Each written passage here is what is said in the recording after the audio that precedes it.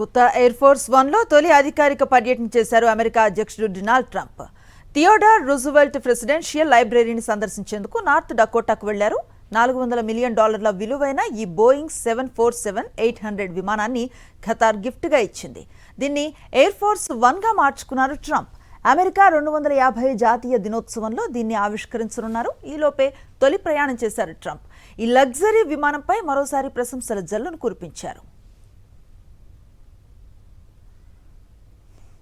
Arabia సముద్రంలో గస్తీ కాస్తున్న America MH-60S seahawk helicopter emergency land అయింది. ఈ ఘటనలో అందులో సిబ్బంది ఒకరు గల్లంతయ్యారు. యుఎస్ నేవీ 5th ఫ్లీట్ ఈ విషయాన్ని ధృవీకరించింది. సముద్రంలో గల్లంతైన ఎయిర్ క్రూమెన్ కోసం తమ దళాలు తీవ్రంగా గాలిస్తున్నాయని తెలిపింది. అమెరికా విమాన వాహక నౌక USS జార్జ్ H.W. బుష్పై మోహరించిన హెలికాప్టర్ ఇది.